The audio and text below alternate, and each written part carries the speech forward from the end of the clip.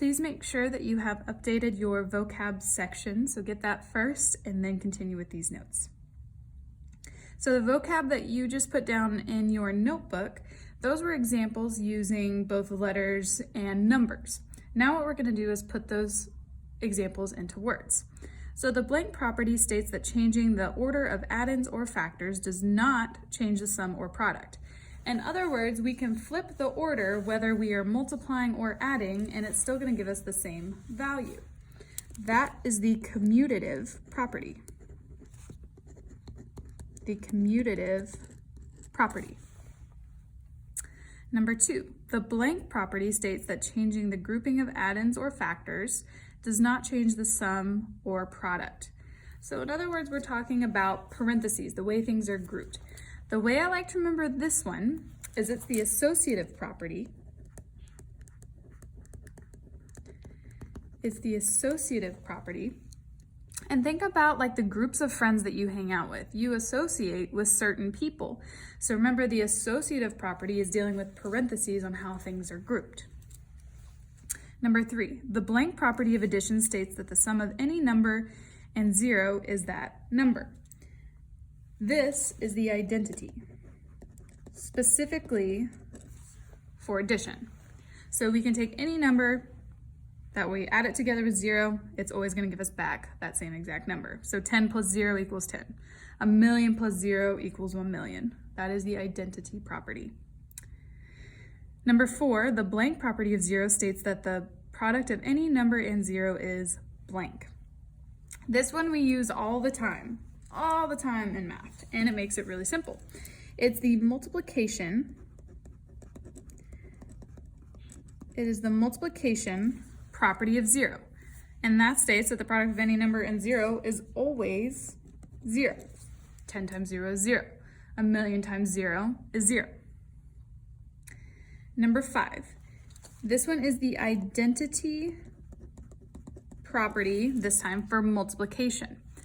That states the product of any number and 1 is that number, so it'll give you back the same number. So 10 times 1 is 10.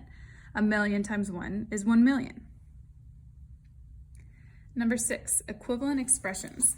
These are expressions.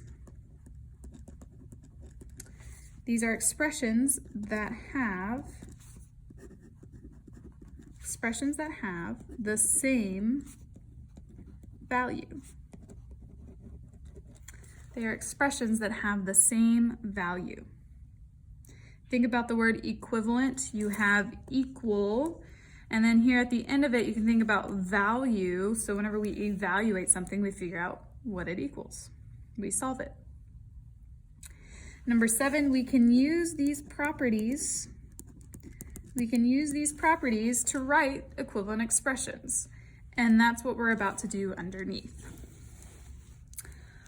All right, so the first one we have, what operation do you think is occurring? Remember that whenever we have a coefficient with a variable, that operation is multiplication. Same thing whenever we have a number outside parentheses, you can think about the distributive property. That is implied to be multiplication even though it isn't written there. So let's regroup the 7 and the 10 so that it's together.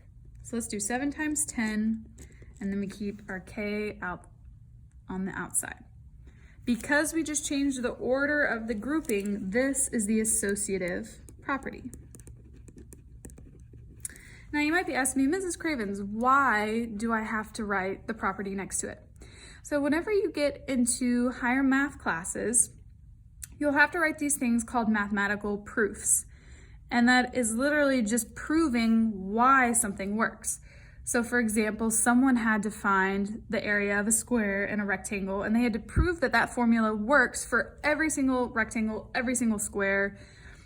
And they do that by using these properties of numbers. So we're just getting practice so you don't forget about those different properties.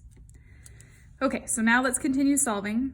So 7 times 10 is 70, and then we're multiplying it with k. Remember that this is standard form. This is standard form. So we know that multiplication is occurring between those even though we don't have it written. Remember that 70 is a coefficient, k is the variable. Together they create the term. So 70k is a term. So just recalling some of that other vocab we've talked about. Okay, let's come over here to the second one. Well, I can see that my operation is adding and I have parentheses. So what I'm gonna do is regroup it so that I have my numbers together. So I'm gonna change it to 3 plus 5 inside parentheses and then plus p. We changed the grouping using those parentheses. So once again, that is the associative property. Well, now we can solve it. 3 plus 5 is 8. Then we're adding it together with p. So there's no step for that because we just simply added the numbers. Well, now we're going to talk about the standard form for whenever we're adding things together, like adding constants and variables. Whenever we're adding, the variable will go first, so it's going to be p plus 8. So notice in addition, the variable goes first. Don't drop the addition sign, and then the constant goes last. Versus the multiplication, the coefficient is first, then the variable. So make sure, one of the mistakes I see is that people try and drop this addition sign and make it to multiplication. That is not the case. Don't forget that addition sign. We'll go into why later on in a few weeks. So notice we just flipped the order, so that is the commutative property.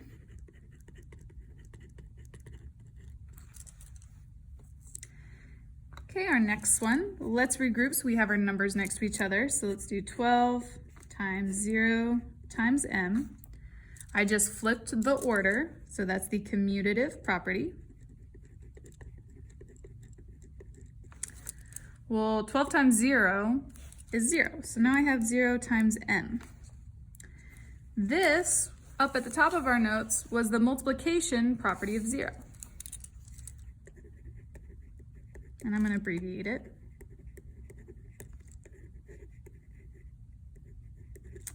So it's a multiplication property of 0. Now what's any number or variable, because remember that we can plug in a number for this variable, times 0.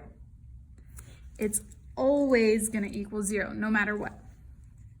So the multiplication property of 0 is the reason for both of these steps. Our last one here, let's do the same thing similar to here. Let's rearrange that order. So let's change it to 4 times 1 times w. This was the commutative property. We flipped that order. 4 times 1, what does that equal? 4. So now we have 4 times w. Remember, this is one of the identities. It's the identity of multiplication, because any number times 1 is going to give us that number. So that one is the identity.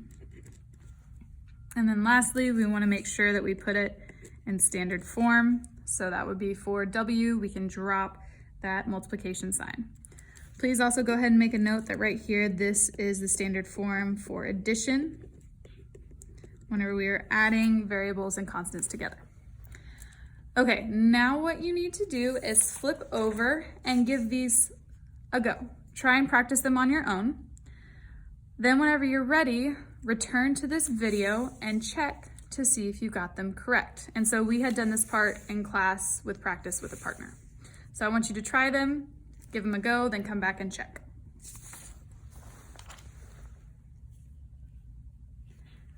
Okay, so whenever you are ready to check, here is the key. So please make sure that you get these correct for your notes. And so you can pause this video wherever you need to so that you can check.